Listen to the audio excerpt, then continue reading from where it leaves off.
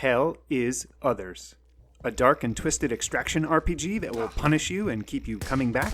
Or the weirdest The Sims mod that you've ever played? Watch on and find out. My name is Thorax, and this is Strategy for Busy People. If you've got a few minutes, I'll tell you what to play.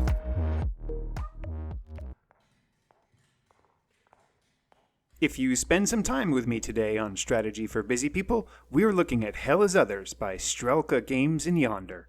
I've got about 10 hours in this game. Hell is Others is weird.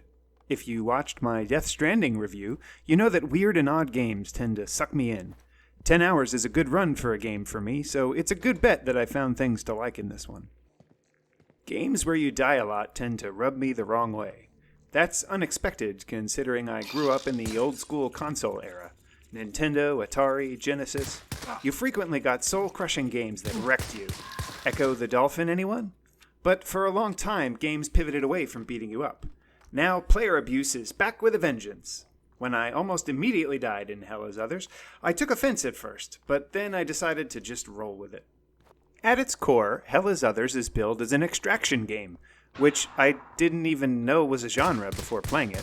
You go onto a fixed map that is a bunch of buildings, explore, pick up loot, and then try to make it back to the elevator without being killed. You have precious little inventory space, and deciding what to bring with you can be a very difficult decision. One of the interesting core play mechanics is the concept of sight. You have a cone of vision coming off your character, and any baddie that isn't in that cone is invisible to you. Around this sight mechanic is a set of sound mechanics, with a little indicator showing you where sounds are coming from. Hiding out and not making noise can be pretty important. While there is a multiplayer option for this game, I was unable to get a match made after a minute or so, and that's way too long to wait. With other real humans at play, the sound mechanic, camping, and many other things probably would have been even more important, but while playing solo, it doesn't seem to be quite that critical. Some Steam forum discussions of the multiplayer seem to revolve around either the multiplayer game being dead, or people exploiting things in various ways. Either way, I managed to keep at it for 10 hours flying solo, so clearly, I wasn't that lacking for the companionship of dead other humans. Other dead humans? Others? Whatever.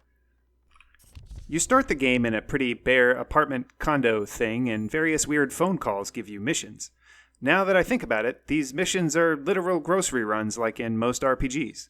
Find junk in the world and bring it to the person that wants it for a reward. There's a weird trader guy that only takes certain kinds of junk on certain days of the week.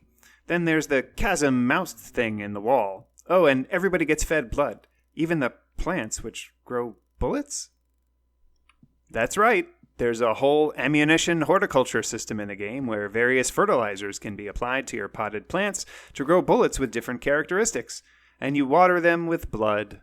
You get blood by killing things in the city and picking up their hearts, or by finding blood bags or cockroaches. Is this weird enough yet? You can eventually expand your apartment and get more plants or storage furniture. This all costs a lot of money, but you get money by looting things and selling them to the drunk dealer or by completing missions, and occasionally you get the furniture as mission rewards. This game tends to give you that good frustration feeling of having a briefcase full of loot, making a dash for the elevator, only to be killed steps before you can make your exit. And the only things you got to keep were the keys on your keyring and that one item in your pocket, which you can't use as a regular item while it's in your pocket. Oh, and the base gun. You can die many times in one day, but eventually you sleep and start a new day. And that's where, ultimately, the grind sets in. Every day you need to collect blood to water the plants. You can eat food to regain health, but eventually you get full and you can't do that anymore, so you have to sleep it off, starting a new day. You can do mushrooms, well, eat them, or take pills to modify some of your stats, but ultimately you max out on toxicity from the drugs and the mushrooms, and you can't do any more drugs or shrooms until you die. I guess, despite being hell, it's a bit like real life?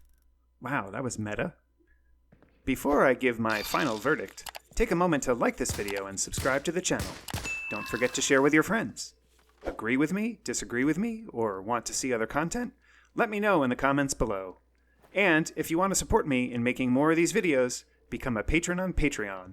Your support really makes a difference. The final verdict. I hit that point in Hell as Others where I saw the grind that was laid out in front of me, but I really wanted to see what my fragmenting, curving bullets were going to look like when they grew, and I really wanted more furniture for my apartment. But all that wanting couldn't get me to open up the game again, so I called it a day. In real life, not in a game. I really want to see those fragmenting bullets, though. On my trademarked 3-point score scale of avoid, meh, and I forgot to eat, I put 10 hours into this thing eating shrooms and rotten cupcakes, and all I got was this lousy potted plant. And it was hell. In a good way.